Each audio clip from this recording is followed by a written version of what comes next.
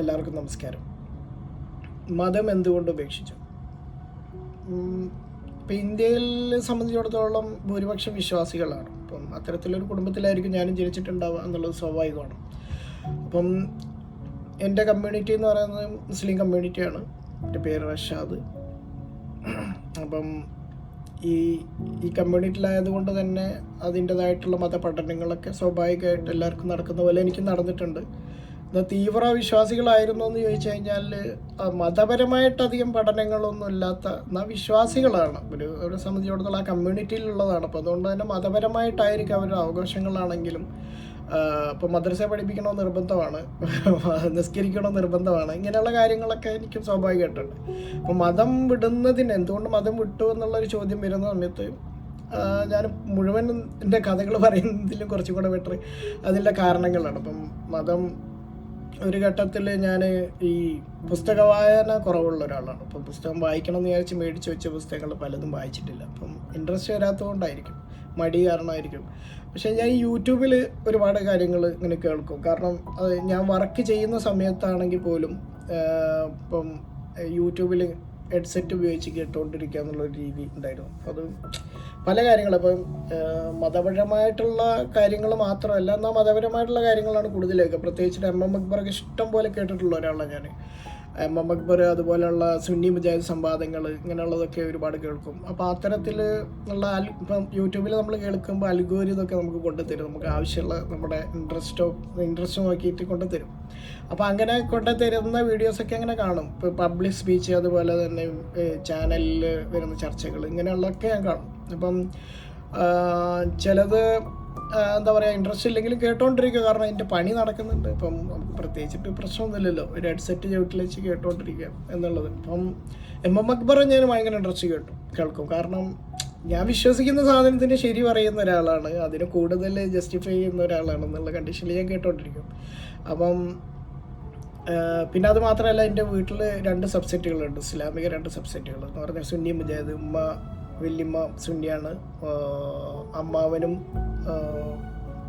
വല്യപ്പയൊക്കെ മുജാഹിദാണ്. അപ്പം അതിൻ്റേതായിട്ടുള്ള കോൺട്രഡിക്ഷനൊക്കെ ഉണ്ട്. 2 പെരുന്നാളൊക്കെ വരുമ്പോൾ ഞങ്ങളൊക്കെ 2 പെരുന്നാൾക്ക് മാറ്റും. അപ്പം അങ്ങനെയൊക്കെയുള്ള കോൺട്രഡിക്ഷൻ കാണുന്നുണ്ട്. അപ്പം അതിലൊക്കെ ചെറിയ ചെറിയ സംശയങ്ങൾ എപ്പോഴും ഉണ്ട്. എന്നിരുന്നാൽ പോലും അങ്ങനെ അങ്ങോട്ട് മുന്നോട്ട് പോകും. പ്രത്യേകിച്ചിട്ട് ഈ മതത്തിനെതിരെ ചിന്തിക്കുന്ന ഒരവസ്ഥയൊന്നും ഉണ്ടായിട്ടില്ല. അപ്പം കൂടുതലും പിന്നെ ഈ എം എം അക്ബറൊക്കെ കേൾക്കുമ്പോൾ മതത്തിനകത്ത് നിന്ന് ചിന്തിക്കാനാണ്. അപ്പം ഇവർ പറയുന്നതിലും ശരിയുണ്ട്, മറ്റേലും ശരിയുണ്ട്, പിന്നെ ഇവർ തമ്മിൽ ചുമ്മാ വെറുതെ അങ്ങോട്ടും ഇങ്ങോട്ടും അടിപിടി എന്നുള്ള കണ്ടീഷനാണ് ഞാൻ ചിന്തിച്ചത്. ഈ ഒരു ഘട്ടത്തിൽ ഇങ്ങനെ ഈ യൂട്യൂബ് കേട്ടോണ്ടിരിക്കുമ്പം അയ്യൂബ് മൗലവിയും വേളും തമ്മിൽ അതിനൊരു കാരണമുണ്ട്. ഇപ്പം എം എം അക്ബർ വീഡിയോ കേട്ടോണ്ടിരിക്കുന്ന സമയത്ത് ഈ ക്രിസ്ത്യാനികളെ അടിക്കുന്നു, മീൻസ് അവരുടെ സംവാദത്തിൽ ഭയങ്കരമായിട്ട് തോൽപ്പിക്കുന്നു. ഇപ്പം പിന്നെ സ്വാമി വന്നാലും ഈ ബുദ്ധിജീവികളൊക്കെ വന്നു കഴിഞ്ഞാലും സ്വാഭാവികമായിട്ട് എം എം അക്ബർ അതിനെ ഇസ്ലാം വെച്ച് തകർക്കുന്നു. അപ്പം എന്നെ സംബന്ധിച്ചിടത്തോളം എനിക്കൊരു ഭയങ്കര ആഹ്ലാദം ഉണ്ടാക്കുന്നതായിരുന്നു. ഞാൻ വിശ്വസിക്കുന്നത് തെറ്റല്ലല്ലോ. അപ്പം അതിൽ ജസ്റ്റിഫൈ ചെയ്യുന്ന ഒരാളെന്നുള്ള തരത്തിൽ എം എം അക്ബർ എന്നെ സംബന്ധിച്ചിടത്തോളം ഒരു ചാമ്പ്യനാണ് ആ സമയത്ത്. ഇപ്പം യുക്തിവാദികൾക്ക് മറുപടി എന്ന് പറഞ്ഞിട്ടൊരു പരമ്പര എം എം അക്ബർ ചെയ്യാൻ തുടങ്ങി. അതിൽ യുക്തിവാദികളൊന്ന് ചോദിക്കുന്ന ചോദ്യങ്ങൾ വലതും എം എം അക്ബറിനെ കുഴക്കുന്ന തരത്തിലാണ്. അപ്പം ചില ചോദ്യങ്ങൾ നമുക്ക് അപ്പം ഞാൻ എം എം അക്ബറെ ഭാഗത്തുനിന്ന് ചിന്തിക്കുകയാണ്. അപ്പോൾ സ്വാഭാവികമായിട്ടും വന്ന് ചോദിക്കുന്ന ചോദ്യങ്ങൾ അയാളൊരു ശത്രുപക്ഷത്തോ അല്ലെങ്കിൽ എന്താ പറയുക നമുക്കെതിരായിട്ട് സംസാരിക്കുന്ന ആളുകൾ എന്നുള്ള കണ്ടീഷനല്ല. യുക്തിവാദി എന്നുള്ളൊരു പേരൊക്കെ കേൾക്കുന്നത് അപ്പോഴാണ് കേട്ടോ. ഞാനതിനു മുമ്പ് യുക്തിവാദി ഒന്നും കേട്ടില്ല, നിരീശ്വരവാദി എന്ന് കേട്ടിട്ടുണ്ട്. യുക്തിവാദി എന്നൊക്കെയുള്ള പേരുകളൊക്കെ കേൾക്കുന്നത് കുറവാണ്. അപ്പോൾ അതുകൊണ്ട് തന്നെ പിന്നെ യുക്തിവാദി എന്നുള്ള രീതിയിലൊക്കെ സെർച്ച് ചെയ്യാനൊക്കെ തുടങ്ങി. അപ്പോഴാണ് ഈ കലാനാഥ മാഷ് എം എം അക്ബർ തമ്മിലുള്ളൊരു സംവാദം. അപ്പോൾ അതിൽ കലാനാഥം പറയുന്നതിൽ കുറേയൊക്കെ എന്തോ ലോജിക്കുള്ള പോലെയൊക്കെ തോന്നിയിട്ടുണ്ട്. അയാളെ എനിക്കൊരിക്കലും മോശം മനുഷ്യനാണെന്നുള്ള ചിത്രീകരണത്തിലേക്ക് പോയിട്ടില്ല. ഇപ്പം സാധാരണ ഇപ്പം മതം വിട്ട ഒരാളെ സംബന്ധിച്ചിടത്തോളം എന്താണ് വിശ്വാസികൾ പൊതുവെ പറയാനോ അല്ലെങ്കിൽ അവർക്ക് എത്തിച്ചു കൊടുത്തിട്ടുള്ള മറുപടി ഇതാണ്, അവർക്ക് തോന്നിയത് ചെയ്യാം, അവർക്ക് അങ്ങനെ ദൈവമോ നിയമങ്ങളോ ഒന്നുമില്ല, അവർക്ക് അങ്ങനെ ധാർമ്മികത ഇല്ലാത്ത ആൾക്കാരെന്നൊക്കെയുള്ള സ്വാഭാവികമായിട്ടുള്ള പറച്ചിലൊക്കെ ഉണ്ട്. പക്ഷെ അന്ന് എനിക്കറിയില്ല. പക്ഷെ പൊതുവെ അങ്ങനെ പറഞ്ഞ് ഇവരെ മോശമാക്കി ചിത്രീകരിക്കുന്ന രീതി വിശ്വാസി സമൂഹത്തിന് അങ്ങനത്തെ ഒരു ഉത്തരം കൊണ്ടെത്തിച്ചിട്ടുള്ള ഒരു രീതിയുണ്ട്. അത് ഈ പുരോഹിതന്മാർ ചെയ്തു വയ്ക്കുന്നത്. അവരെന്തോ അങ്ങനത്തെ ആൾക്കാരാണ്. എന്നാൽ ഇവർക്കിടയിൽ തന്നെയാണ് യുക്തിവാദികളായിട്ടും മതം വിട്ടവരായിട്ടൊക്കെ ജീവിക്കുന്ന ആൾക്കാർ. അത് അവർ കണ്ട് മനസ്സിലാക്കുന്നുണ്ട്. പക്ഷെ എന്നാലും മതത്തിനെതിരെ വരുന്നതുകൊണ്ട് ഈ ഒരു ചാപ്പ എടുത്ത് കൊണ്ടുതരും. അങ്ങനത്തെ ആൾക്കാരെ മോശമാണ്, ഇവർക്ക് ധാർമ്മികത ഒന്നുമില്ല. അപ്പം നമ്മുടെ കാര്യത്തിലേക്ക് വന്നു കഴിഞ്ഞാൽ, അപ്പം യുക്തിവാദികൾക്ക് മറുപടി എന്നുള്ള സാധനം കേൾക്കുമ്പോൾ കലാനാഥ മാഷ് ഇയാളും തമ്മിലുള്ള സംവാദം, എമ്മ സംവാദം കേട്ടു. അപ്പോൾ അതിൽ എന്തൊക്കെയോ ശരികളുണ്ട്. അപ്പോൾ ഇവരെ കേൾക്കാനുള്ളൊരു മാനസികാവസ്ഥ ഉണ്ടായി. മതത്തിനെതിരാണെങ്കിലും കേൾക്കാനുള്ളൊരു അസഹിഷ്ണുത മാറിയിട്ട് നമുക്ക് സഹിഷ്ണുമായിട്ട് കേൾക്കാം, അവരെന്താണ് പറയുന്നതെന്ന് കേൾക്കട്ടെ എന്നുള്ള കണ്ടീഷനിലേക്ക് ഞാനെത്തി. അപ്പോഴാണ് ഈ മുഹമ്മദ് വേളവും അയ്യുമോലും തമ്മിലുള്ളൊരു സംവാദം. അതൊന്ന് കേൾക്കാമല്ലോ. അപ്പം അങ്ങനെ കേട്ട് വരുമ്പോഴാണ് ഈ അയ്യുമോല് കുറച്ച് ചോദ്യങ്ങളൊക്കെ ചോദിക്കുന്നുണ്ട് ഖുറാനിൽ നിന്ന് എടുത്തുകൊണ്ട്.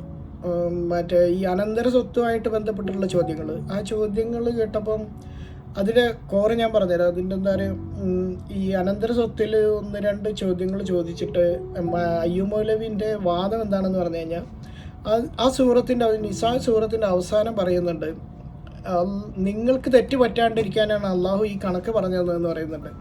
അപ്പം ഈ ഒരു സ്പെസിഫിക് കണക്കെടുത്തിട്ട് ചോദിച്ചിട്ട് പറഞ്ഞു, ഇത് ഈ അലിൻ്റെ മുമ്പിലേക്ക് ഈ ഒരു പരാതി വന്നപ്പം അവർ വേറെ രീതിയിലാണ് അതിന് പരിഹരിച്ച്. അപ്പോഴും അയ്യുമൗലി ഒരു ക്വസ്റ്റ്യൻ ഇതാണ്, അങ്ങനെ പരിഹരിച്ചെങ്കിൽ പോലും അള്ളാഹ് പറഞ്ഞ കണക്ക് പ്രകാരം പരിഹരിക്കാൻ പറ്റിയിട്ടില്ലെങ്കിൽ അത് ശരിയായ അത് അള്ളാഹുവിൻ്റെ വചനമായിട്ട് എടുക്കാൻ പറ്റുമോ? അങ്ങനെ വരുമ്പോൾ ഒന്ന് തെറ്റിയാൽ പോരെ ഇങ്ങനെയുള്ള കാര്യങ്ങൾ ഇത് ദൈവികമല്ല എന്ന് മനസ്സിലാക്കാൻ. അപ്പോൾ അതിനുള്ള ഉത്തരം ഈ ഖുറാൻ നിങ്ങൾക്ക് കാണിച്ചു തരാൻ പറ്റും എന്നുള്ളൊരു ചോദ്യമാണ് അവിടെ ചോദിക്കുന്നത്. ആ ചോദ്യം മാത്രമല്ല, അതിന് സ്ട്രൈക്ക് ചെയ്ത ചോദ്യമാണ്, എന്നാലും ആ ചോദ്യം മാത്രമല്ല, അതിലുള്ള പല ചോദ്യങ്ങളും ഇദ്ദേഹത്തിനെ സംബന്ധിച്ചിടത്തോളം ഉത്തരമില്ലാത്ത ചോദ്യങ്ങളാണ്. അപ്പോൾ അതിൽ എനിക്ക് ഭയങ്കരമായിട്ട് വന്നു അങ്ങനെ വരുമോ. അപ്പം ഈ ചോദ്യം ഇങ്ങനെ അനന്തര സ്വത്തുമായിട്ട് ബന്ധപ്പെട്ടുള്ള ചോദ്യങ്ങൾക്ക് ഏതെങ്കിലും ഇസ്ലാമിക പണ്ഡിതന്മാർ മറുപടി പറഞ്ഞിട്ടുണ്ടോ എന്നൊക്കെ നോക്കാൻ തുടങ്ങി. അവരാരും തൊടാത്തൊരു സാധനമാണിത്. ഇതിൽ പല പ്രശ്നങ്ങളുണ്ട് എന്നുള്ളത് അവർക്ക് കാണിക്കാൻ പറ്റുന്നില്ല, മറുപടി പറയാൻ പറ്റുന്നില്ല. അപ്പം എനിക്ക് തോന്നിയത് എം എം അക്ബറോട് ചോദിക്കുമ്പോൾ പോലും എം എം അക്ബർ ഇങ്ങനെ ഉരുണ്ട് പറഞ്ഞിട്ടുള്ള മറുപടികളാണ്.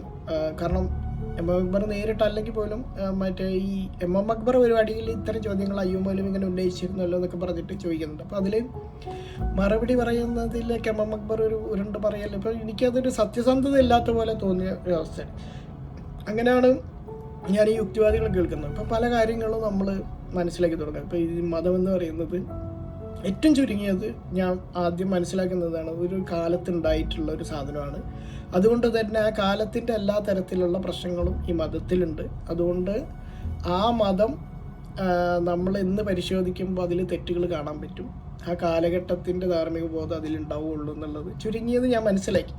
അങ്ങനെ ഈ മതം എന്തുകൊണ്ട് വിട്ടു എന്നുള്ള ചോദ്യത്തിനുള്ള മറുപടി, മതം എന്നിൽ നിന്ന് ആ സമയം മുതൽ ഇല്ലാണ്ടായി വരാം. നമ്മൾ ഈ വെയിലത്ത് തുടിയിട്ട പോലെ, കാരണം ഏത് സമയത്താണ് ഉണങ്ങാന്ന് പറയാൻ പറ്റില്ല, ഉണങ്ങി ഇങ്ങനെ വരികയാണെന്ന് പറയുന്ന പോലെ അങ്ങനെ സംഭവിച്ചതാണ്. അപ്പോൾ മതം ഇങ്ങനെയാണ് വിട്ടത്.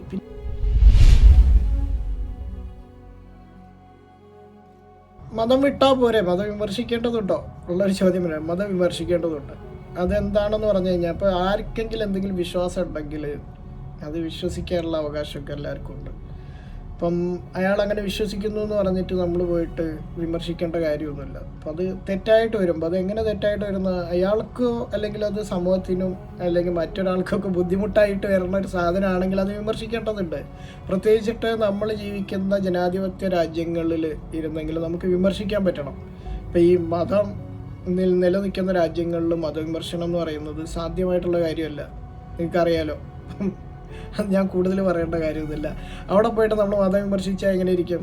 പക്ഷേ ഒരു ജനാധിപത്യ രാജ്യത്ത് നമുക്ക് മതം വിമർശിക്കാനുള്ള അവകാശമുണ്ട്. മതം വിമർശിക്കേണ്ടതിൻ്റെ ആവശ്യം എന്താണ്? ഇപ്പോൾ നമ്മൾ ജനാധിപത്യ രാജ്യങ്ങളിൽ ഇപ്പോൾ പുതിയ പഠനങ്ങളുടെ അടിസ്ഥാനത്തിൽ ആളുകളെ മനുഷ്യൻ്റെ അറിവിനനുസരിച്ച് നമ്മളുടെ ധാർമ്മിക മൂല്യബോധങ്ങളൊക്കെ മാറിക്കൊണ്ടിരിക്കും. അപ്പോൾ സ്വാഭാവികമായിട്ട് അതിനെ പരിഷ്കരിക്കുന്ന സമയത്ത് ചില നിയമങ്ങളൊക്കെ കൊണ്ടുവരേണ്ടതുണ്ടാവും. അങ്ങനെ കൊണ്ടുവരുമ്പം മതത്തിനെതിരാവുന്ന നിയമങ്ങൾ മാനുഷികമായിട്ട് നോക്കുമ്പം അത് മനുഷ്യന് ഗുണകരമുള്ളൊരു സാധനം മതത്തിനെതിരായി വരുന്നു എന്നുള്ളൊരൊറ്റ കാരണത്താൽ മതം അവിടെ വിലങ്ങുതടിയാവാനുള്ളൊരു സാധ്യതയുണ്ട്. അപ്പോൾ അത്തരം വെലുങ്ങുതടിയാക്കുന്നതെന്ന് പറഞ്ഞപ്പോൾ മതവിശ്വാസികളെ സംബന്ധിച്ചിടത്തോളം അവർക്ക് മതത്തിന് തിരുത്താനുള്ള അവകാശങ്ങളൊന്നുമില്ല. മതത്തിന് തിരുത്താനൊന്നും ഒരു വിശ്വാസിക്കും സാധിക്കില്ല. കാരണം മതം എന്ന് പറയുന്നത് അവിടെ കല്ല് കൊത്തിവെച്ച സാധനമാണ്.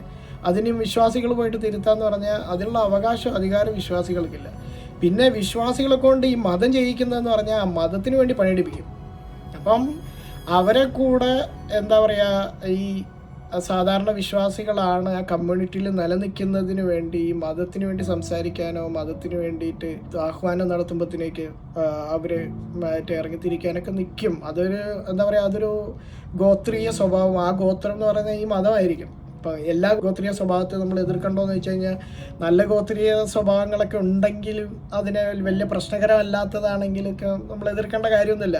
പക്ഷേ ആ ഗോത്രീയ സ്വഭാവം ഈ മതമാണെങ്കിൽ ആ ഗോത്രീയ സ്വഭാവത്തെ എതിർക്കേണ്ടതുണ്ട്.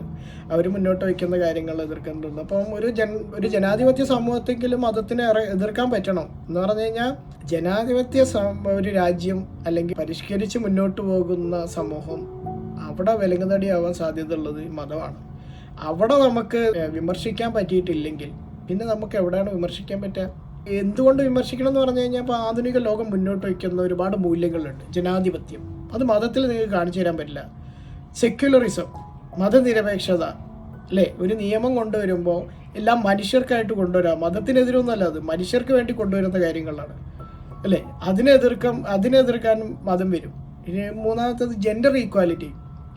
അത് ഒരു ജെൻഡറായി ജനിച്ചു പോയി എന്നതിൻ്റെ പേരിൽ അവകാശാധികാരങ്ങൾ നിഷേധിക്കുക എന്ന് പറഞ്ഞു കഴിഞ്ഞാൽ അതൊരു ശരിയായ കാര്യമല്ല. അപ്പം ഞാനിങ്ങനെ ഇരുന്നിട്ട് ഞാൻ ചിന്തിക്കണം, ഞാൻ ആ ഒരു ജെൻഡറായിട്ടാണ് ജനിച്ചതെങ്കിൽ എനിക്ക് എന്തെല്ലാം നഷ്ടപ്പെടും ഈ സമൂഹത്തിൽ.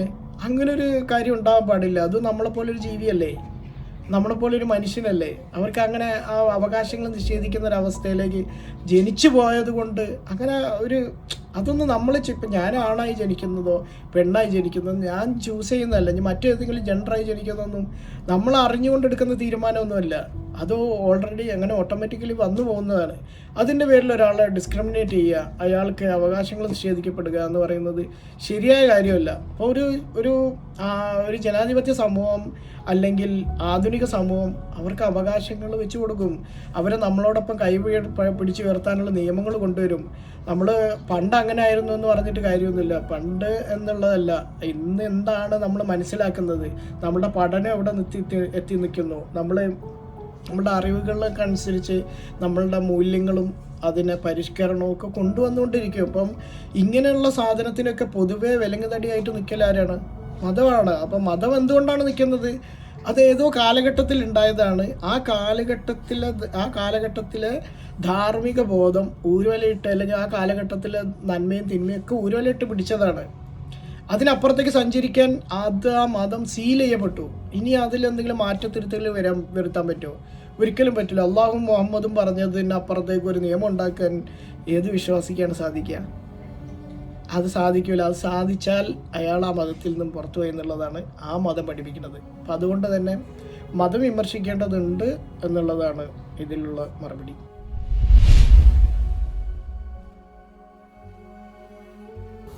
പിന്നെ മതവിമർശനം ഒരു പകപോക്കലാണോ എന്നുള്ളൊരു ചോദ്യം. എൻ്റെ കാര്യത്തിൽ ഞാനങ്ങനെ പകപോക്കലായിട്ടല്ല മതവിമർശനം മുന്നോട്ട് കൊണ്ടുപോകുന്നത്. എനിക്ക് ഒരു പകപോക്കലിനുള്ള അനുഭവങ്ങളൊന്നുമില്ല. ഞാൻ മുമ്പ് സൂചിപ്പിച്ച കാര്യമാണ്. അപ്പം ഇതിനെ വൈകാരികമായിട്ട് എടുക്കേണ്ട ഒരു കാര്യം എനിക്കുണ്ടായിട്ടില്ല. അപ്പോൾ ഇത് ചില കാര്യങ്ങൾ പഠനത്തിലും എൻ്റെ ബോധ്യത്തിലൊക്കെ മനസ്സിലായതുകൊണ്ടും പിന്നെ അത് വിമർശിക്കേണ്ട ആവശ്യകത മനസ്സിലാക്കിയത് കൊണ്ടൊക്കെ തന്നെയാണ് ഇതിനെ വിമർശിക്കുന്നത്. ആളുകളൊക്കെ ഇതിപ്പോൾ ഏത് വിശ്വാസത്തിലുള്ള ആളുകളാണെങ്കിൽ അവരൊക്കെ പരിഗണിച്ചുകൊണ്ട് തന്നെയാണ് വിമർശനം മുന്നോട്ട് കൊണ്ടുപോകുന്നത്. കാരണം അവർ അതൊരു കഥയിൽ വിശ്വസിക്കുന്നവരാണ്. അത് വിടുമ്പോൾ സ്വാഭാവികമായിട്ടും അവർക്ക് ഇത്തരത്തിലുള്ള വിമർശനം കേൾക്കുമ്പോഴുള്ള വൈകാരികത ഒക്കെ നഷ്ടപ്പെടും. അത് മനസ്സിലാക്കാൻ കുറച്ച് സമയമൊക്കെ ആവശ്യമാണെന്നുള്ളത് കൊണ്ട് തന്നെ ചിന്താപരമായിട്ട് വിമർശിക്കണം. വിമർശനം മാന്യമായി തന്നെ ചെയ്യണം. അത് അവരെയും കൂടെ ഉന്നം വെച്ചിട്ടാണല്ലോ. സ്വാഭാവികമായിട്ട് അവർ ചിന്തിപ്പിക്കുക എന്നുള്ളത് നമ്മളുടെ മാന്യമായ വിമർശനം, അതേപോലെ തന്നെ അവരോടുള്ള സമീപനങ്ങളിലൊക്കെ ആവശ്യമാണ്. ഒരു മാന്യത ആവശ്യമാണെന്നുള്ളത് ഞാൻ മനസ്സിലാക്കുന്ന ഒരു കാര്യമാണ്. അപ്പോൾ അത്തരത്തിൽ തന്നെയാണ് വിമർശനം മുന്നോട്ട് കൊണ്ടുപോകുന്നത്. ഇപ്പം നമ്മൾ ഏതെങ്കിലും ഘട്ടത്തിൽ ചിലപ്പോൾ തർക്കത്തിൽ ഏർപ്പെടുമ്പോഴൊക്കെ അങ്ങോട്ടും പാളി പോയിട്ടുണ്ടെങ്കിലാവുള്ളൂ. അല്ലാതെ ഒരു വിമർശനം ഒരു പകപോക്കലായിട്ട് ഞാനങ്ങനെ കണ്ടിട്ടില്ല. മാത്രമല്ല അത്തരത്തിലുള്ള വിമർശനം ഞാൻ അങ്ങനെ കൊണ്ടുപോയിട്ടില്ല. പക്ഷേ ചില ആളുകൾക്ക് അതാണ് ഞാനിതിൽ കുറച്ചും കൂടെ പറയാൻ ഉദ്ദേശിക്കുന്നത്. ചില ആളുകൾക്ക് അതൊരു പകപോക്കൽ പോലെ വരാൻ സാധ്യതയുണ്ട്. കാരണം അവൻ്റെ ജീവിതത്തിൽ ഈ മതം ഇല്ലാണ്ടായി, അല്ലെങ്കിൽ മതം പഠിച്ച് തെറ്റാണെന്ന് മനസ്സിലാക്കിയിട്ട് അത് വീട്ടിൽ പറയുമ്പോഴോ സുഹൃത്തുക്കളോട് പറയുമ്പോഴോ അത് തൻ്റെ ജോലി സ്ഥലങ്ങളിലൊക്കെ പറയുമ്പോൾ ഇവനെ ഒറ്റപ്പെടുത്താനും കുറ്റപ്പെടുത്താനും, ജോലി ഇല്ലാണ്ടാക്കുക. അതേപോലെ തന്നെ ഇപ്പം എനിക്ക് മുമ്പ് ഓർമ്മയുണ്ട്, നമ്മുടെ ഒരു സുഹൃത്ത്, നമ്മുടെ റഫീഖ് എന്നൊക്കെ നിങ്ങൾ കേട്ടിട്ടുണ്ടാവും. റഫീഖിൻ്റെ ഒരു സ്റ്റുഡിയോ കത്തിച്ചൊരു സംഭവമായിട്ടൊക്കെ ബന്ധപ്പെട്ടിട്ട് അയാൾ ചെയ്തിട്ടുള്ള ഒരേ ഒരു കാര്യം മതവിമർശനമാണ്. അതിൻ്റെ പേരിലാണ് ആ സ്റ്റുഡിയോ ഒക്കെ കത്തിച്ചത്. എന്നാൽ ആളുകളുടെ കഞ്ഞി കൂടി നഷ്ടപ്പെടുത്താണ്. പിന്നെ അയാൾ മതം വിമർശിക്കുന്നത് എങ്ങനെയായിരിക്കും നിങ്ങളൊന്ന് ചിന്തിച്ച് നോക്കിയേ. അതേപോലെ തന്നെ കുടുംബത്തിലേക്ക് കയറി വരിക അല്ലേ. ഇപ്പം ദാമ്പത്യത്തിലിരിക്കുന്ന 2 പേര്, ഒരാളിൽ മതം ഇല്ലാണ്ടാവുന്നു. അയാൾ പഠിക്കുമ്പോൾ ഇതൊക്കെ മണ്ടത്തരാണെന്ന് മനസ്സിലായിട്ട് അയാൾ ആ മതത്തിൻ്റെ ഫോളോവിങ് ഒക്കെ നിർത്തുന്നു, അല്ലെങ്കിൽ മതം ഫോളോ ചെയ്യുന്നത് അയാൾ ആ പരിപാടി നിർത്തി പോകുന്ന സമയത്ത് സ്വാഭാവികമായിട്ട് ഇത് മനസ്സിലാക്കുന്ന ആൾക്കാർ ചിലപ്പം പുറത്തുള്ള ഏതെങ്കിലും, അല്ലെങ്കിൽ അകന്ന കുടുംബത്തിലുള്ള ഏതെങ്കിലും എക്സ്ട്രീമിസ്റ്റുകളോ അങ്ങനെയുള്ള ആളുകളൊക്കെ ആയിരിക്കും. അവർ പോയിട്ട് ഇതിൻ്റെ പ്രാധാന്യം, ഇയാൾക്ക് മതമില്ല, ഇങ്ങനെ പോകുമ്പം നമ്മുടെ കുട്ടി ഇയാളുടെ കൂടെയാണ് ജീവിക്കുന്നത്, അതിപ്പോൾ ആണായാലും പെണ്ണായാലും ഒക്കെ ഉള്ളൊരു കാര്യമാണ് പറയണത്. അപ്പം സ്വാഭാവികമായിട്ട് പിന്നെ നടക്കുന്നത് വ്യഭിചാരമാണ് എന്നൊക്കെ പറഞ്ഞിട്ട് ആ ബന്ധം വിച്ഛേദിക്കുന്നൊരവസ്ഥ. കാരണം ഇതുവരെ കണക്ക് കൂട്ടി ജീവിച്ച് മുന്നോട്ട് പോകുന്ന ആൾക്കാർക്ക് പെട്ടെന്ന് അവിടെ ഒരു വിലങ്ങുതടിയാവാണ് ഈ മതം. ആ ഒരു ബന്ധത്തിൽ വിള്ളലുകൾ ഉണ്ടാവുകയാണ്. അപ്പം പാരൻസിനെ കൺവിൻസ് ചെയ്തിട്ടൊക്കെ ഈ ബന്ധം മുറിക്കുക. അങ്ങനെ ചെയ്ത ആൾക്കാർക്ക് കുട്ടി, ഭാര്യ അല്ലെങ്കിൽ ഭർത്താവും ഇവരൊക്കെ നഷ്ടപ്പെടുന്ന ഒരു അവസ്ഥ വരുമ്പോൾ ഒന്ന് ആലോചിച്ച് നോക്കിയാൽ അപ്പോൾ അവരുടെ മതവിമർശനം പിന്നെ എങ്ങനെയായിരിക്കും? ഇങ്ങനെ ഒക്കെ ഒരുപാട്. പിന്നെ അതേപോലെ തന്നെ ഒരു ഫാമിലി മൊത്തത്തിൽ മതവുമായിട്ട് യാതൊരു സഹകരണവും ഇല്ലയെന്ന് മനസ്സിലാക്കുമ്പോൾ അവർ ഊരുവലക്കുക, ഇങ്ങനെയുള്ള സംഭവങ്ങൾ ഇഷ്ടംപോലെ നടന്നിട്ടുണ്ട്. അപ്പോൾ അവരുടെ ഭാഗത്തുനിന്നും ചില ആളുകൾ ഇതൊക്കെ കാരണം അവർ വിശ്വസിക്കുന്ന മതത്തിനെതിരെ സംസാരിക്കുന്നത് കൊണ്ട് സംഭവിക്കുന്നതായിരിക്കും, അല്ലെങ്കിൽ അവരുടെ ഒരു മതം വൈകാരികത അങ്ങനെ ചെയ്യിക്കുന്നതാണ്. അവരോട് കുറച്ചും കൂടെ സംയമനത്തോടെ പെരുമാറണമെന്ന് ചിന്തിക്കുന്ന ആൾക്കാരുണ്ടാവും. ചില ആളുകൾ ചിന്തിക്കണമെന്നില്ല. ചില ആളുകൾക്ക് അതൊരു വൈകാരികമായി പോവും. കാരണം പിന്നെ അയാളെ സംബന്ധിച്ചിടത്തോളം മതവിമർശനം ആ തരത്തിൽ തന്നെ ആയിരിക്കും. അപ്പം ഞാൻ അവരെ കുറ്റം പറയാൻ തയ്യാറല്ല എന്നുള്ളതാണ്. അങ്ങനെ ഏതെങ്കിലും തരത്തിൽ ഈ മതം അയാൾക്ക് പരിക്കേൽപ്പിച്ചിട്ടുണ്ടെങ്കിൽ ആ മതവിമർശനം ഒരു പക്ഷേ നിങ്ങൾ ഉദ്ദേശിക്കുന്ന തരത്തിലുള്ള മാന്യത അതിന് കണ്ടോളണമെന്നൊന്നുമില്ല. അത് കൊണ്ടെത്തിച്ചത് അതിൻ്റെ കാരണം മതമാണ് എന്നുള്ളതാണ്. അപ്പം മതവിമർശനം പകപോക്കലാണോ എന്ന് ചോദിച്ചാൽ എന്നെ സംബന്ധിച്ചിടത്തോളം അല്ല. ഞാനങ്ങനെ പകപോക്കലായിട്ടല്ല മതവിമർശനം മുന്നോട്ട് കൊണ്ടുവന്നത്. പക്ഷേ ചില ആളുകൾക്കുണ്ട്, അവരെ ഞാൻ മാനിക്കുന്നു. അവരുടെ ഉണ്ടായിട്ടുള്ള പ്രശ്നങ്ങൾ മതം കാരണം ഉണ്ടായതാണ്. അപ്പം വിശ്വാസികൾ ചെയ്യേണ്ടത് അത്തരത്തിലെ പ്രശ്നങ്ങളില്ലാണ്ട് നോക്കുക എന്നുള്ളതാണ്. ആശയപരമായിട്ട് വിമർശനങ്ങൾ എടുക്കുക. നിങ്ങൾക്ക് സംവദിക്കാൻ പറ്റുന്നുണ്ടെങ്കിൽ അവരോട് സംവദിക്കുക. ആരോടാണെങ്കിലും മതം വിമർശിക്കുന്ന ആൾക്കാരോട് നല്ല രീതിയിൽ സംവദിക്കാൻ നിങ്ങൾ ശ്രമിക്കുക. വിശ്വാസികളോട് പറയാനുള്ളത് അതാണ്.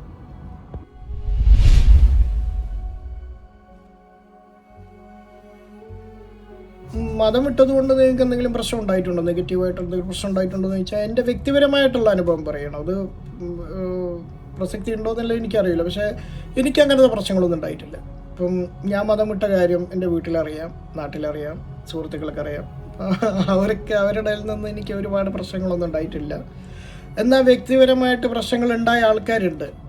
ഞാൻ അങ്ങനെയുള്ള സംഭവങ്ങൾ നേരിട്ട് കണ്ടിട്ടുണ്ട്, കേട്ടറിഞ്ഞിട്ടുണ്ട്. അത് ഉണ്ടാവാനുള്ള സാധ്യത ഞാൻ മനസ്സിലാക്കുന്നുണ്ട്. അപ്പോൾ അതുകൊണ്ട് എനിക്കില്ല എന്നുള്ളതുകൊണ്ട് മറ്റുള്ളവർക്ക് ഇല്ല എന്നുള്ള അർത്ഥമൊന്നുമില്ല. പല ആളുകൾക്കും ഉണ്ടായിട്ടുണ്ട്. അത് ഒറ്റപ്പെടുത്താനും കുറ്റപ്പെടുത്താനും അവരൊരു പ്രശ്നത്തിൽ നിൽക്കുകയാണെങ്കിൽ പോലും അവരെ മതവിശ്വാസം ഇല്ലാത്തതിൻ്റെ പേരിലാണ് എന്ന് പറഞ്ഞ് കുറ്റപ്പെടുത്താനൊക്കെയുള്ള ഒരു ത്വര സ്വാഭാവികമായിട്ട് ഇതിലുണ്ട്.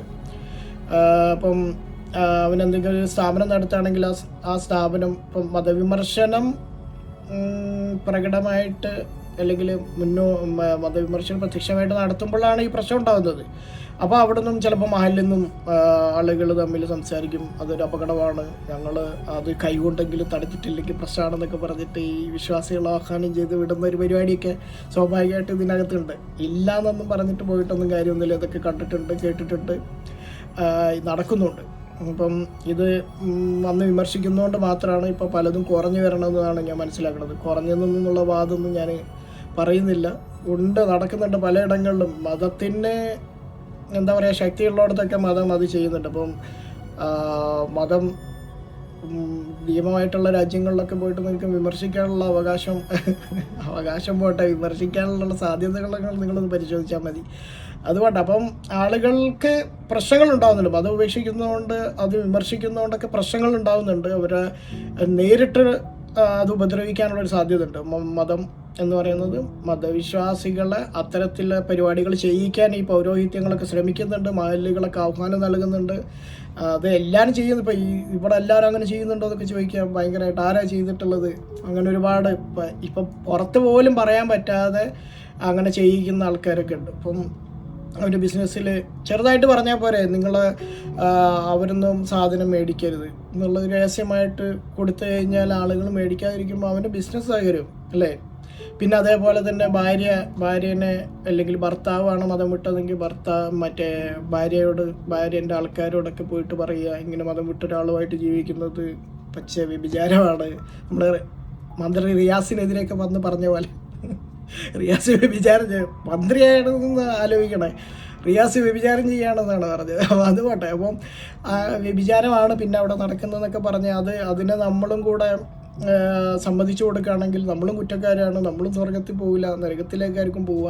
അങ്ങനെ വരുമ്പോൾ ആ സമൂഹം കൈകൊണ്ട് തടയണം, കാലുകൊണ്ട് തടയണം എന്നൊക്കെ പറഞ്ഞിട്ടുള്ള രീതികളൊക്കെ സ്വാഭാവികമായിട്ട് ഇത് പറഞ്ഞ് പരത്തി അവനെ ഒറ്റപ്പെടുത്തി ആ ബന്ധത്തിൽ വിള്ളലുകൾ ഉണ്ടാക്കി ഇന്നലെ വരെ എങ്ങനെയാണോ അവർ ജീവിച്ചത് അതിന് മതത്തിന് മേൻപടിയൊന്നും ഉണ്ടാവില്ല. ഇന്നലെ അവർ തമ്മിലുള്ള ഒരു പരസ്പരം സ്നേഹം അല്ലേ, പരസ്പര ധാരണകൾ, ഇതൊക്കെ തന്നെ ഒരു മതം കൊണ്ടുവരുമ്പോഴത്തേക്ക് ഇതൊക്കെ തകർന്നു പോവുകയാണ്. അപ്പം അങ്ങനെയുള്ള അവസ്ഥകളൊക്കെ പല ആളുകളും കേട്ടിട്ടുണ്ട്. ഇപ്പം എനിക്ക് അങ്ങനെ ഉണ്ടായിട്ടില്ല എന്നുള്ളത് കൊണ്ട് മറ്റുള്ളവർക്ക് ഇല്ല എന്നുള്ള അർത്ഥമല്ല. എന്നെ സംബന്ധിച്ചിടത്തോളം എനിക്കങ്ങനെ നെഗറ്റീവായിട്ട് പ്രശ്നങ്ങളൊന്നും ഉണ്ടായിട്ടില്ല.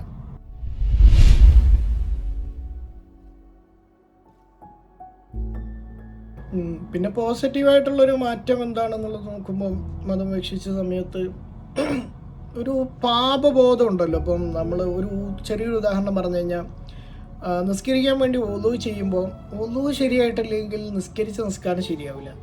ഒന്ന് ആലോചിച്ച് നോക്കിയാൽ, ഇപ്പം നമ്മൾ പുറത്തുകൂടെ ഇറങ്ങി നടക്കുന്ന സമയത്ത് സ്ത്രീകളെ കണ്ടാൽ, വല്ല പോസ്റ്ററുകൾ എവിടെയെങ്കിലും കണ്ടാൽ, ഇതൊക്കെ കണ്ണുകൊണ്ട് ചെയ്യുന്ന വ്യഭിചാരമാണ്. ഇതിലൊക്കെ നമ്മൾ ഒരുപാട് ശിക്ഷകൾ ഏറ്റുവാങ്ങേണ്ട ഒരു സമൂഹത്തിലാണ് ജീവിക്കുന്നത്.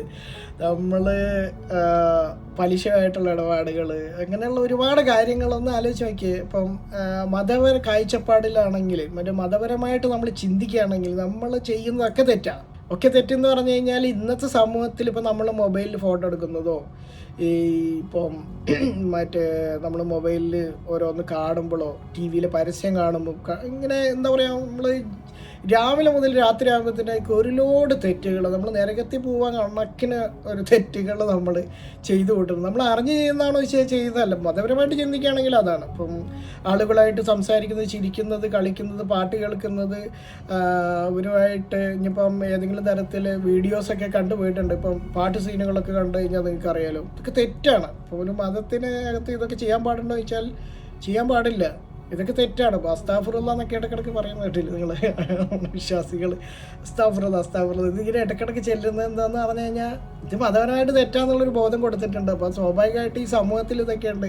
മറ്റു ആളുകളെ സംബന്ധിച്ചിടത്തോളം ഇതൊന്നും വലിയ തെറ്റുകളൊന്നുമല്ല. ഇപ്പോൾ ഒരു സിനിമ കാണുന്നതോ, പാട്ട് കേൾക്കുന്നതോ, ആളുകളുമായിട്ട് സംസാരിക്കുന്നതോ, സ്ത്രീകളുമായിട്ട് സംസാരിക്കുന്നതോ, സ്ത്രീകൾ പുരുഷന്മാരുമായിട്ട് സംസാരിക്കുന്നതോ, ഇതൊക്കെ ഇടപഴകുന്ന ഒരു മേഖലയിലാണ് നമ്മൾ ജീവിക്കുന്നത്. ഇപ്പോൾ ഒരു സ്ഥാപനത്തിൽ പോയാലും, സ്കൂളിൽ പോയാലും ഇങ്ങനെയൊക്കെയുള്ള നോക്കുമ്പോൾ എല്ലായിടത്തും എന്താ പറയുക, മതത്തിനെതിരായിട്ടുള്ളൊരു സാധനമാണ് മൊത്തത്തിൽ നിൽക്കുന്നത്. മതത്തിനെതിരാവാന്നാണ് സാമൂഹ്യ വിരുദ്ധമായിട്ടുള്ള കാര്യങ്ങളൊന്നുമല്ല. സ്വാഭാവികമായിട്ടും മനുഷ്യരുടെ ഇടയിൽ ഉണ്ടാകുന്ന ഇടപാടുകളും എന്താ പറയുക, സഹകരണങ്ങൾ, മനുഷ്യൻ്റെ നിത്യ വ്യവഹാരങ്ങളൊക്കെ എന്ന് പറഞ്ഞു കഴിഞ്ഞാൽ ഇങ്ങനെ ഇടപെട്ടുകൊണ്ടുള്ളൊരു കാര്യമാണ്.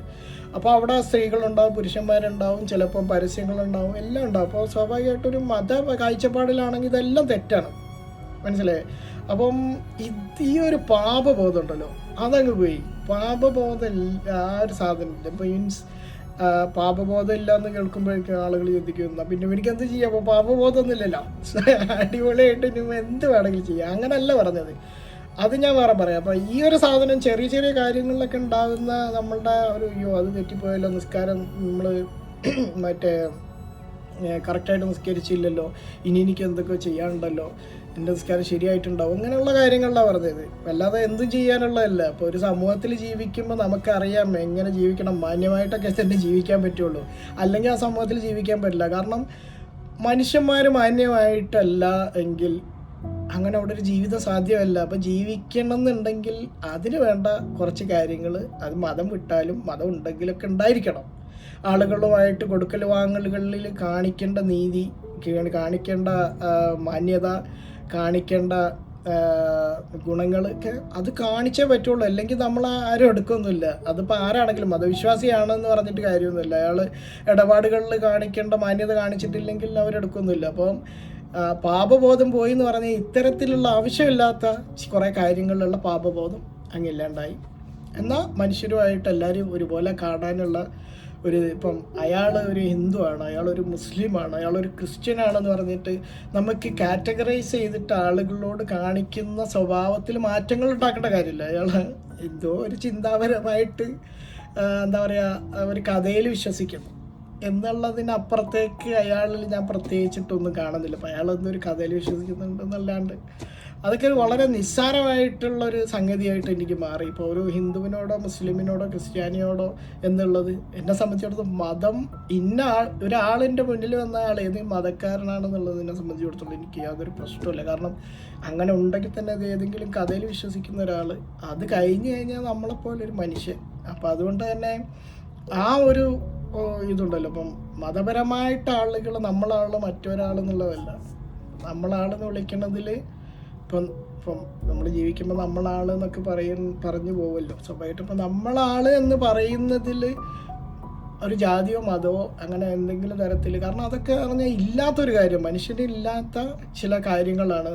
അത് മനുഷ്യന് ചിന്താപരമായിട്ട് അവൻ്റെ ഒരു കഥ കൊണ്ടുവന്ന് കെട്ടിച്ചമച്ചുണ്ടാക്കിയതാണെന്നുള്ളത് മാത്രമേ ഉള്ളൂ. അല്ലാണ്ട് നമ്മളാളിൽ എന്തെങ്കിലും മതപരമായിട്ടോ ജാതിപരമായിട്ടോ ജെൻഡറായിട്ടോ ഒന്നും ഞാൻ കാണുന്നില്ല. അപ്പോൾ ആളുകളെ നമ്മളെ എന്താ പറയുക വേർതിരിക്കുന്നതിൽ മതം ഒരു കാരണമല്ലാണ്ടായി. അപ്പോൾ അങ്ങനെ ആളുകളെ തുല്യമായിട്ടോ അല്ലെങ്കിൽ എന്താ പറയുക അത്തരം കാഴ്ചപ്പാട് മതപരമായ ജാതിപരമായിട്ടുള്ള കാഴ്ചപ്പാടുകൾ വെക്കാതെ ആളുകളെ നല്ല രീതിയിൽ കാണാൻ പറ്റുന്ന ഒരവസ്ഥ ഉണ്ടായിട്ടുണ്ട് എന്നുള്ളത്.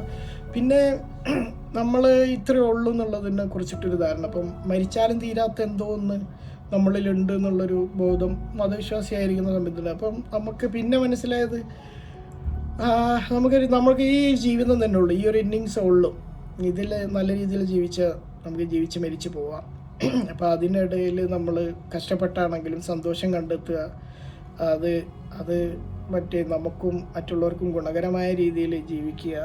ഇനിയിപ്പോൾ നമുക്ക് മറ്റുള്ളവർക്കോ സമൂഹത്തിനൊന്നും ഗുണം ചെയ്യാൻ പറ്റിയിട്ടില്ലെങ്കിലും ആരെ ഉപദ്രവിക്കാണ്ടിരിക്കുകയാണെങ്കിലും നമുക്ക് ശ്രമിക്കാൻ പറ്റും. നമുക്ക് ഗുണം ചെയ്യാൻ, ഇപ്പം ഒരാളെ സഹായിക്കാന്ന് പറയുന്നത് ചിലപ്പോൾ സാമ്പത്തിക സഹായമാണ് ചിലപ്പം ചെയ്യാൻ പറ്റിക്കൊള്ളുന്നില്ല. പക്ഷെ നമ്മൾ ചിന്തിക്കേണ്ട ഒരു കാര്യം, നമുക്ക് ആരും ഉപദ്രവിക്കാണ്ട് ജീവിക്കാൻ പറ്റും, അല്ല ആൾക്കാർക്ക് ബുദ്ധിമുട്ടില്ലാണ്ട് ജീവിക്കാൻ പറ്റും അല്ലേ. ഉപദ്രവിക്കാന്ന് പറഞ്ഞു കഴിയുമ്പോൾ മതവിമർശനം നടത്തി നിങ്ങൾ ഉപദ്രവിക്കല്ലെന്ന് പറഞ്ഞു കഴിഞ്ഞാൽ അത് വിശ്വസിക്കുന്നത് പോലെ തന്നെ അത് തെറ്റാണെന്ന് പറയാനുള്ള അവകാശം ഉണ്ട് എന്നുള്ളത് മാത്രമേ ഉള്ളൂ. വിശ്വസിക്കാൻ നിങ്ങൾക്ക് അവകാശമുണ്ട്, തെറ്റാണെന്നുള്ളത് പറയാനുള്ള അവകാശമുണ്ട്, അതല്ല ഞാൻ ഉദ്ദേശിച്ചത്. നമ്മൾ ഏതെങ്കിലും തരത്തിൽ ആളുകളെ സാമ്പത്തികമായിട്ട് സഹായിച്ചിട്ടില്ലെങ്കിൽ സാമ്പത്തികമായിട്ട് ഉപദ്രവിക്കാൻ പാടില്ല എന്നുള്ളത് പോലെ. ഇപ്പോൾ ഞാനൊരു ഉദാഹരണത്തിന് പറഞ്ഞെന്നുള്ളൂ. അപ്പോൾ ഉപദ്രവിക്കാണ്ട് ജീവിക്കുക, അല്ലെങ്കിൽ ആളുകളെ സഹകരണത്തിൽ നമുക്ക് ഏതെങ്കിലും മതം കാണേണ്ട കാര്യമില്ല. അങ്ങനെയൊക്കെയുള്ള ഒരുപാട് കാര്യങ്ങൾ എന്നെ സംബന്ധിച്ചിടത്തോളം ഉണ്ടായി. ഈ ഒരു ജീവിതമുള്ളൂ. അപ്പം അതൊരു കാര്യമാണ്. ഇപ്പം പിന്നെ ഈ അവയവദാനങ്ങളുള്ള കാര്യങ്ങളൊക്കെ പറയുമ്പോൾ സ്വാഭാവികമായിട്ട് നമുക്ക് എന്തെങ്കിലും ചെയ്യണമെന്നുണ്ട്, മരിച്ചാൽ എന്തെങ്കിലും ചെയ്യാൻ പറ്റുന്നുണ്ട്, ചെയ്യാനുള്ളത് അതിനൊന്നും മതം നോക്കേണ്ട കാര്യമില്ല. അപ്പം മതം നോക്കാതെ തന്നെ കാര്യങ്ങളെ നമുക്കൊരു എന്താ പറയുക ഒരു ആത്മവിശ്വാസം, അതേപോലെ തന്നെ ആളുകളെ തുല്യമായിട്ട് പരിഗണിക്കുന്നതിൽ ഒരു കാര്യം നമ്മുടെ മുമ്പിലേക്ക് വരുമ്പോൾ ശരിയാണെങ്കിൽ നല്ലതാണെങ്കിൽ അതിന് യാതൊരു മത നിയമങ്ങളും നോക്കേണ്ട കാര്യമില്ല. നല്ലതാണെങ്കിൽ എടുക്കുക. അതിന് ഞാൻ എടുക്കുന്നൊരു തിയറി എന്ന് പറഞ്ഞു കഴിഞ്ഞാൽ അത് അവനവനോ മറ്റുള്ളവനോ സമൂഹത്തിനോ ഗുണമുള്ളതാണെങ്കിൽ എടുക്കുക എന്നുള്ളതാണ്.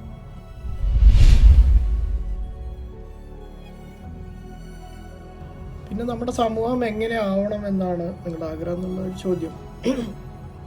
എന്നെ സംബന്ധിച്ചിടത്തോളം മാനവികമാവണം നമ്മുടെ സമൂഹം. അതേപോലെ തന്നെ സയൻറ്റിഫിക് ആയിട്ടുള്ള കാര്യങ്ങൾക്ക് കൂടുതൽ ഊന്നൽ കൊടുക്കണം. ഇപ്പം നമ്മളെ സമൂഹത്തിൽ നിങ്ങൾ ചിന്തിച്ച് നോക്കിയേ, എല്ലായിടത്തും മതമാണ്, മതം കൊണ്ട് കുളിക്കുകയാണ്. മതമോ മതാത്മകപരമായിട്ടുള്ള അന്ധവിശ്വാസങ്ങൾ, ഇപ്പോൾ ആരോഗ്യമൊക്കെ വെച്ചിട്ടുള്ള ഒരുപാട് അന്ധവിശ്വാസ ചികിത്സകൾ. ഇപ്പോൾ ഉദാഹരണത്തിന് ഇപ്പോൾ നമ്മൾ ചിലപ്പോൾ ചോദിക്കും, ഈ മതം മാത്രമാണോ പ്രശ്നം എന്നൊക്കെ ചോദിക്കുമ്പോൾ, മതം മാത്രമല്ല, ഒരുപാട് പ്രശ്നങ്ങൾ വേറെയുണ്ട്. ഇപ്പോൾ ഹോമിയോപ്പതി ഒരു പ്രശ്നം തന്നെയാണ്, ഒന്ന് ചിന്തിച്ച് നോക്കിയാൽ അതൊരു തെറ്റായ ചികിത്സാ രീതിയാണ്. അതേപോലെ തന്നെ ഇങ്ങനെയുള്ള ആയുർവേദം, യുനാനി, ഇങ്ങനെയുള്ള ഒരുപാട് പ്രശ്നങ്ങൾ അപ്പോഴും കിടക്കുകയാണ്. ഇപ്പം ഞാൻ പറയുന്നത് നമ്മുടെ സമൂഹം എങ്ങനെയാണെന്ന് ചോദിച്ചു കഴിഞ്ഞാൽ, നേരത്തെ പറഞ്ഞ പോലെ മാനവികമായ രീതിയിലേക്ക് പോകണം. സയൻസിന് കൂടുതൽ ഊന്നൽ കൊടുത്ത്, സയൻസ് എന്ന് പറഞ്ഞാൽ നമ്മൾ മനുഷ്യൻ്റെ ബുദ്ധിയും ഇതൊക്കെ നിരീക്ഷണ പരീക്ഷണങ്ങളിലൂടെ കണ്ടെത്തുന്ന കാര്യങ്ങൾ അത് വീണ്ടും പരിഷ്കരിച്ച് അത് ശരിയാണെന്ന് നിരന്തരം പരിഷ്കരിച്ച് പരീക്ഷണങ്ങൾ നടത്തിക്കൊണ്ടിരിക്കുന്നൊരു മേഖലയാണ്. അപ്പോൾ അതിൽ കൂടുതൽ ഇൻട്രസ്റ്റ് കൊടുക്കുക. നമ്മൾ ആരും എഴുതി വെച്ച പാറവലകളോ അല്ലെങ്കിൽ ഏതെങ്കിലും ചികിത്സാ രീതികളോ കൊണ്ടൊന്നും മനുഷ്യ സമൂഹം രക്ഷപ്പെട്ടിട്ടില്ല. നിങ്ങൾ ചരിത്രം എടുത്ത് നോക്കിയേ, നമ്മളെ ഒരു 50 കൊല്ലം മുമ്പ് 100 കൊല്ലം മുമ്പൊക്കെയുള്ള ഇൻഫോമോർട്ടാലിറ്റി ഒക്കെ എടുത്ത് നോക്കിയാൽ നമുക്ക് അറിയാൻ പറ്റും അന്ന് എന്തായിരുന്നു നമ്മുടെ ചികിത്സാ രീതികൾ. എല്ലാ സാധനങ്ങളും ഇവിടെ ഉണ്ടായിരുന്നു. അപ്പോൾ നമ്മൾ പ്രാകൃത ചികിത്സാ രീതി, ആയുർവേദം എന്നൊക്കെ പറയുന്നത് ഇവിടെ ഉണ്ടായിരുന്നു. ഇനി കൃഷികളൊക്കെ എടുത്തു കഴിഞ്ഞാൽ നിങ്ങൾക്ക് അവിടെ കാര്യങ്ങൾ മനസ്സിലാവും. നമുക്ക് ഈ മറ്റേ നാച്ചുറൽ അഗ്രികൾച്ചർ അല്ലെങ്കിൽ മറ്റേ പ്രകൃതി ചികിത്സ, അതേപോലെ ഈ എന്താ ഓർഗാനിക് ഫാമിംഗ് എന്നൊക്കെ പറഞ്ഞ് ഇതൊക്കെ പണ്ടുണ്ടായിരുന്നത് ഓർഗാനിക് ഫാമിംഗ് ഉണ്ടായിരുന്നത്. പെസ്റ്റിസൈഡുകൾ ഇങ്ങനെയുള്ള കാര്യങ്ങളൊന്നും നമുക്ക് ഉണ്ടായിരുന്നില്ല. ഉണ്ടായിരുന്നുണ്ടെങ്കിൽ തന്നെ അത് അത്ര സയൻറ്റിഫിക് ആയിട്ടുള്ള കാര്യങ്ങളിലൂടെ കൊണ്ടുപോയിട്ടുള്ള സാധനങ്ങളൊന്നുമല്ല. അപ്പോൾ അന്നൊക്കെ നമ്മൾക്ക് തിന്നാനും ഉടുക്കാനും നമ്മുടെ വൈദ്യവും ഒക്കെ എങ്ങനെയായിരുന്നു, ആളുകൾ ഈ സയൻസിൻ്റെ ഒരു വളർച്ചയോട് കൂടിയിട്ടാണ് ഇത്ര അധികം ആയുർദൈർഘ്യം, അതേപോലെ തന്നെ ഇൻഫോമോർട്ടാലിറ്റിൻ്റെ കുറവ്, ഇങ്ങനെയൊക്കെ ഉണ്ടായത് ഇതിലൂടെയാണ്. അപ്പം മാനവികമായി ഇതൊക്കെ ഉണ്ടാകുന്ന ഈ സയൻസ് എന്ന് പറയുന്നത് സ്വാഭാവികമായിട്ട് ശരിയായ ഒരു എന്താ പറയുക, നിലവിലുള്ള ഒരു അന്വേഷണ മാർഗങ്ങളിൽ മികച്ച ഒരു അന്വേഷണ മാർഗം തന്നെയാണ് ഈ സയൻസ് എന്ന് പറയുന്നത്. അപ്പം അതിന് കൂടുതൽ ഊന്നൽ കൊടുക്കുക. അപ്പം അതിന് മാനവികതയും ഈ സയൻറ്റിഫിക്കും ഒക്കെ ചേർന്നിട്ടുള്ള ഒരു നല്ല സൊസൈറ്റിയാണ് ഞാൻ ഉദ്ദേശിക്കുന്നത്. അത് കൂടുതൽ ധാർമ്മികപരമായിട്ട് എല്ലാ മനുഷ്യരും ഉൾക്കൊള്ളുന്ന തരത്തിലേക്കുള്ളൊരു സൊസൈറ്റി ആയിട്ട് മാറണം. അതിന് നമ്മളെ ഇന്നത്തെ സമൂഹത്തിൽ രാഷ്ട്രീയമായിക്കോട്ടെ, വിദ്യാഭ്യാസമായിക്കോട്ടെ, നമ്മുടെ ചികിത്സാ രീതികളായിക്കോട്ടെ, ഇതിലൊക്കെ ഒരുപാട് മതാത്മകതയും മതവും ഒക്കെ ഉണ്ട്. അപ്പോൾ അതൊക്കെ ഒന്ന് മാറി നിന്ന് മനുഷ്യന് ഉപകാരപ്പെടുന്ന രീതിയിലേക്ക് പോകണം എന്നുള്ളതാണ്. അപ്പോൾ നമ്മൾക്ക് എങ്ങനെയാണോ ഈ ലോകം ഇങ്ങനെ കിട്ടിയിട്ടുള്ളത്, അത് കുറച്ചും കൂടെ മെച്ചപ്പെട്ട രീതിയിലേക്ക്, തകർക്കപ്പെടാത്ത രീതിയിലേക്ക് നല്ല ഒരു സംഭവം കൊടുക്കുക, അടുത്ത തലമുറയിലേക്ക് നമുക്ക് കൈമാറാന്നുള്ളതാണ് നമ്മൾ ചെയ്യേണ്ട ഒരു കാര്യം. അപ്പം മാനവികമാവുക, അതേപോലെ തന്നെ അന്വേഷണത്വര ഉള്ള ഒരു സമൂഹമാക്കി മാറ്റുക, അതേപോലെ സയൻറ്റിഫിക് ആയിട്ട് മാറുക എന്നൊക്കെ ഉള്ളതാണ് ഞാൻ ഉദ്ദേശിക്കുന്ന ഒരു സൊസൈറ്റി എന്ന് പറയുന്നത്. അപ്പോൾ അത് എത്രത്തോളം നടക്കുന്നുള്ള എനിക്കറിയില്ല. അതാണ് എൻ്റെ ഒരു കാഴ്ചപ്പാട്. അതാണ്.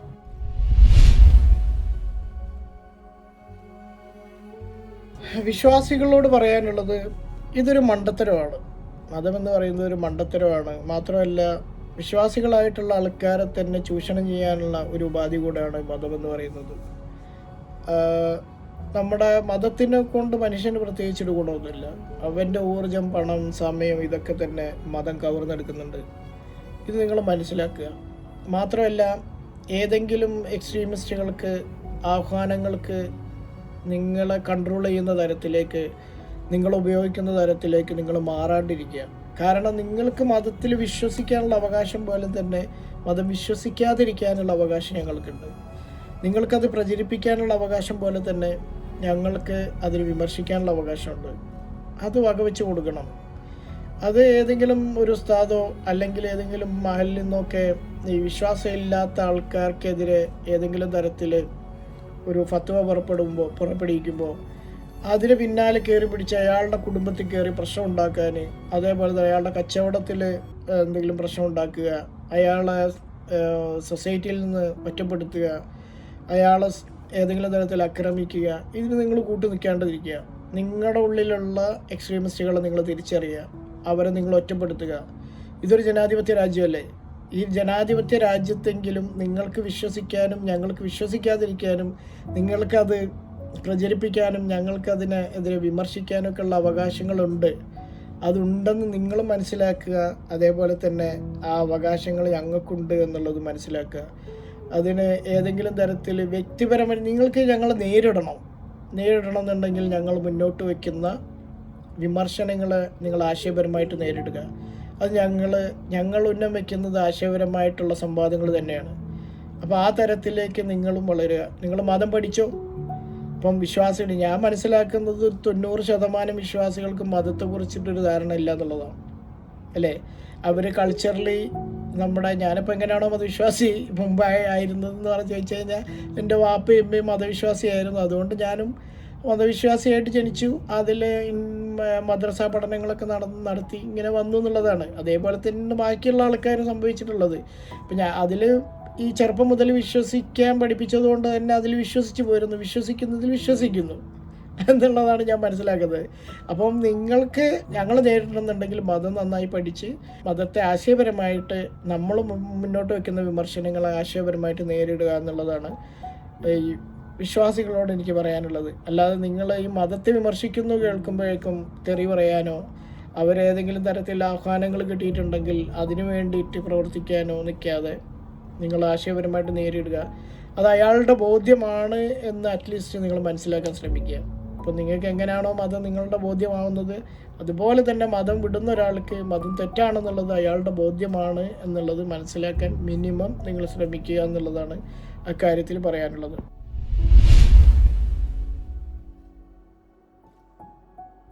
പിന്നെ മതം ഉപേക്ഷിച്ച് പുറത്തു വന്നത് പറയുന്ന ആൾക്കാർ,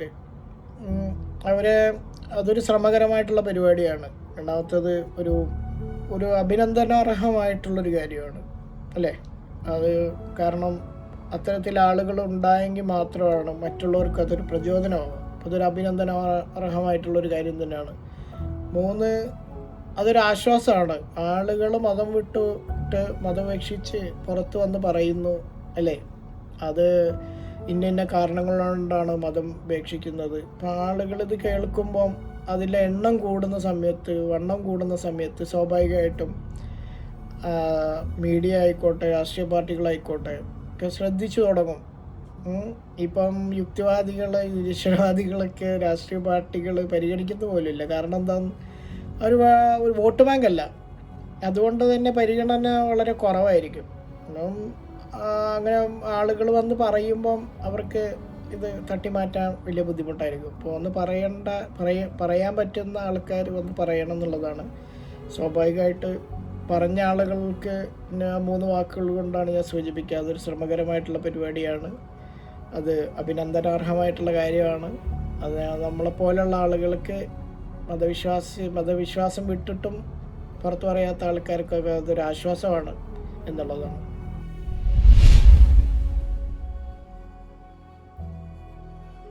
പിന്നെ മതം ഉപേക്ഷിച്ച് അവിശ്വാസം പുറത്ത് പറയാത്ത ആൾക്കാർ, അവർ മതം ഉപേക്ഷിച്ചിട്ടുണ്ട്, പക്ഷെ അവിശ്വാസം പുറത്ത് പറയുന്നില്ലെങ്കിൽ അത് അയാളുടെ തകരാറല്ല. അത് നിങ്ങളൊന്ന് ചിന്തിച്ചാൽ മതി. അത് അയാളുടെ തകരാറായിരിക്കും. അയാളുടെ ബോധ്യം പുറത്ത് പറയാൻ പറ്റുന്നില്ലെങ്കിൽ അതിൻ്റെ കാരണം എന്തായിരിക്കും? അപ്പോൾ അത്തരത്തിലുള്ള ഒരവസ്ഥയിലുള്ള ആൾക്കാരല്ല എന്നുള്ളതാണ്, അല്ലേ?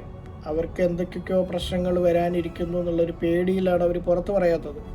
അപ്പം അത്തരം ആളുകളോട് എനിക്ക് പറയാനുള്ളത്, നമ്മൾ നോക്കിയും കണ്ടുമൊക്കെ ചെയ്യുക എന്നുള്ളത്. മതവിമർശനം നടത്തുമ്പോൾ നിങ്ങൾക്ക് ഏതെങ്കിലും തരത്തിൽ അക്രമം നേരിടുകയോ അല്ലെങ്കിൽ വരാനുള്ള സാധ്യതകളുണ്ട്. ഞാൻ പറയുന്നത് അക്രമം നേരിടാനുള്ള സാധ്യതകൾ, അതുപോലെ തന്നെ നിങ്ങളുടെ ബന്ധങ്ങളില്ലാണ്ടായി പോകാനുള്ളൊരു സാധ്യത.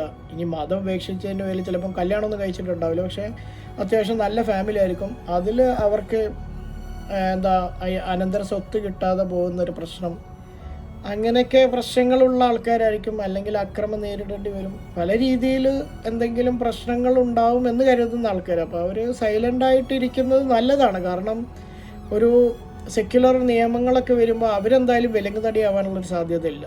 അപ്പം അവരുടെ ഒരു ജനറേഷൻ എന്ന് പറയുമ്പോൾ അടുത്തൊരു ജനറേഷനിലേക്ക് അത് കൈമാറ്റപ്പെടാനും സാധ്യതയുണ്ട്. അവരുടെ മക്കളൊക്കെ കുറച്ചും കൂടി ലിബറലായിട്ട് വളർത്താനുള്ളൊരു സാധ്യതയുണ്ട്. അപ്പം മതവിമർശനം നടത്തുന്നവർ നോക്കിയും കണ്ടും ചെയ്യുക, പറ്റാത്ത ആൾക്കാർ ചെയ്യേണ്ട എന്നുള്ളതാണ്.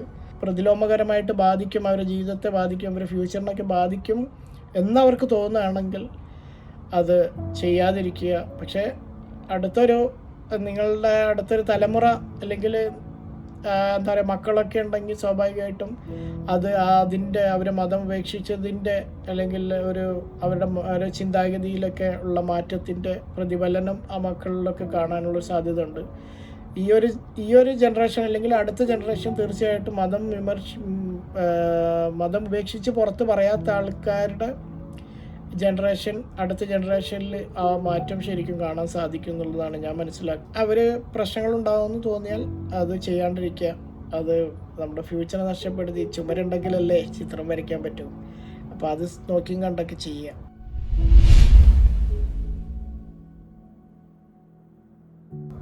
പിന്നെ രാഷ്ട്രീയ പാർട്ടികളോടും അതുപോലെ തന്നെ ഗവൺമെൻറ്റുകളോടൊക്കെ എന്താണ് പറയാനുള്ളതെന്ന് വെച്ച് കഴിഞ്ഞാൽ, ആഗ്രഹിക്കുന്നത് ഇപ്പം അവരിൽ നിന്നൊക്കെ നമ്മൾ എന്താണ് ആഗ്രഹിക്കുന്നത് എന്നുള്ളതാണ്.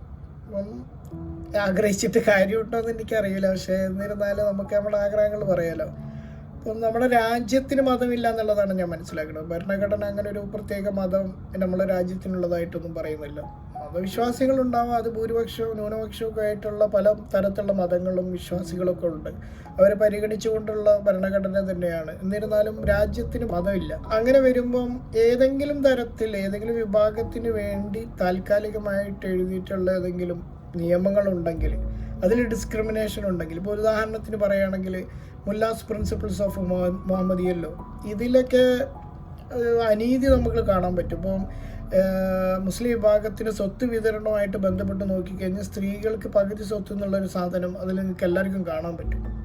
ഇതൊക്കെ അറിഞ്ഞ് കാലങ്ങളായിട്ട് ഉന്നയിച്ചുകൊണ്ടിരിക്കുന്ന പ്രശ്നമാണ്. അപ്പോൾ അതേപോലെ ഈ വിവാഹമോചനവുമായിട്ട് ബന്ധപ്പെട്ടിട്ട് ഇവിടെയൊക്കെ പ്രശ്നങ്ങളുണ്ട്. ഇത് ഒരു ഏകീകൃത സിവിൽ കോഡ് വരണം, അതേപോലെ തന്നെ എല്ലാവർക്കും തുല്യമായ നിയമങ്ങൾ ഉണ്ടാവണം. ഇതൊക്കെ സ്ഥിരമായിട്ട് പറഞ്ഞുകൊണ്ടിരിക്കുന്ന ഒരു കാര്യമാണ്. പക്ഷേ രാജ്യത്തിൻ്റെ താല്പര്യമല്ലാത്ത ഈ അധികാരം എന്നുള്ളത് എന്താ പറയുക, ഒരു ഉന്നം വെച്ചുകൊണ്ടുള്ള രാഷ്ട്രീയ പ്രവർത്തനം പലപ്പോഴും നമ്മളുടെ മൂല്യങ്ങളെ തകർക്കുന്ന തരത്തിലേക്ക് പിന്നോട്ടടിക്കുന്നു എന്നുള്ളത് രാഷ്ട്രീയ പാർട്ടികൾ മനസ്സിലാക്കുക. കാരണം ഇന്ന് അധികാരത്തിലിരിക്കുന്ന പാർട്ടിയൊക്കെ, ഇപ്പോൾ കേന്ദ്രത്തിൽ അധികാരത്തിലിരിക്കുന്നവരെന്ത് പറഞ്ഞിട്ടാണ്? അവരേതെങ്കിലും സാമൂഹിക പരിഷ്കരണമോ അല്ലെങ്കിൽ രാജ്യനിർമ്മാണങ്ങളെക്കുറിച്ചിട്ടുള്ള ബോധവൽക്കരണം കൊണ്ടൊന്നും അധികാരത്തിലേറിയിരിക്കുന്നവരല്ല. അവർ മതം ഇട്ട് കാടിളക്കി. കാരണം വിശ്വാസികളാണ്, അവരെ കൺസോൾട്ടേറ്റ് ചെയ്യാൻ സുഖമാണ്, മതം ഇട്ട് കളിച്ചാൽ മതി. അങ്ങനെ ഇട്ട് കളിച്ച് എന്താ പറയുക അധികാരത്തിൽ ഏറിയിട്ടുള്ള ആൾക്കാരാണ്. പക്ഷെ അങ്ങനെ അധികാരത്തിൽ ആർക്ക് വേണമെങ്കിൽ അങ്ങനെ കയറാം. പക്ഷെ നമ്മുടെ രാജ്യം പിന്നോട്ടാണ് സഞ്ചരിക്കുന്നത് എന്നുള്ളത് മനസ്സിലാക്കണം. അപ്പോൾ നമ്മളുടെ ഭരണഘടനാ മൂല്യങ്ങൾ മുന്നോട്ട് വയ്ക്കുന്ന കാര്യങ്ങൾക്ക് ഉതകുന്ന തരത്തിലുള്ള പ്രവർത്തനങ്ങൾ രാഷ്ട്രീയ പാർട്ടിയാണെങ്കിലും അധികാരത്തിലിരിക്കുന്ന ഗവൺമെൻറ്റുകളാണെങ്കിലും ചെയ്യേണ്ടതാണ് എന്നുള്ളതാണ്. ഒരു ആഗ്രഹം എന്നുള്ളൊരു ചോദ്യം വന്നതുകൊണ്ട് പറഞ്ഞെന്നുള്ളൂ. അത് തീർച്ചയായിട്ടും നിങ്ങൾ പരിഗണിക്കുക. ഇല്ലെങ്കിൽ നമ്മുടെ കാലിൻ്റെ അടിയിലുള്ള മണ്ണും ഒലിച്ചു പോയി കഴിഞ്ഞാലേ നമ്മൾ പിന്നെ ഈ കാര്യങ്ങളൊക്കെ അറിയുള്ളൂ. അപ്പം അതൊരു വർഗീയപരമായിട്ട് പോകാനും അതുപോലെ തന്നെ മതപരമായ ഒരു സമൂഹം രക്ഷപ്പെട്ടിട്ടില്ല അല്ലേ? അല്ലെങ്കിൽ പിന്നെ എണ്ണപ്പണം പോലുള്ള കാര്യങ്ങളൊക്കെ ഉണ്ടായിരിക്കണം. അല്ലാതെ മതസമൂഹങ്ങൾ രക്ഷപ്പെടുക എന്ന് പറയുന്നത് വലിയ ബുദ്ധിമുട്ടാണ്. കാരണം അതിനെ തകർക്കുന്ന ഇൻഹറൻറ്റ് പ്രോപ്പർട്ടി അതിലുണ്ട്. രാജ്യത്തിനെയും മനുഷ്യനെയൊക്കെ ഇല്ലാണ്ടാക്കുന്ന തരത്തിലുള്ള സാധനം അതിൽ തന്നെ ഉണ്ട്. അപ്പോൾ അതുകൊണ്ട് രാഷ്ട്രീയ പാർട്ടികൾ ഇത്തരം കാര്യങ്ങൾ ശ്രദ്ധിക്കുക. എന്തിനു വേണ്ടിയാണോ രാഷ്ട്രീയ പ്രവർത്തനം നടത്തുന്നത് എന്നുള്ളതിനെ കുറിച്ചിട്ടൊരു ധാരണ ഉണ്ടാവുക. മനുഷ്യന് വേണ്ടിയാണ്. മനുഷ്യ ചുമരുണ്ടെങ്കിൽ ചിത്രം വരയ്ക്കാൻ പറ്റും. അപ്പോൾ ഇത്തരത്തിലുള്ള പ്രവർത്തനങ്ങൾ ഭരണഘടന മുന്നോട്ട് വയ്ക്കുന്ന രാജ്യ താല്പര്യങ്ങൾക്കനുസരിച്ചുള്ള പ്രവർത്തനങ്ങൾ കാഴ്ചവെക്കാൻ നിങ്ങൾ ശ്രമിക്കുക. അതിൻ്റെ കൂടെ നിങ്ങളങ്ങനെ അത്തരത്തിലൊരു പ്രവർത്തനമാണെങ്കിൽ അതിൻ്റെ കൂടെ എന്നും ഞങ്ങളുണ്ടാവും, അല്ലെങ്കിൽ ഞാനുണ്ടാവും, അല്ലെങ്കിൽ എൻ്റെ താല്പര്യം അതാണ്. അപ്പോൾ അതുകൊണ്ട് ഇങ്ങനെയൊക്കെ പ്രവർത്തിച്ചാൽ നല്ലത് എന്നുള്ളൊരു ആഗ്രഹം മുന്നോട്ട് വെച്ചുകൊണ്ട് താൽക്കാലികമായിട്ട് നിർത്താണ്. Thank you.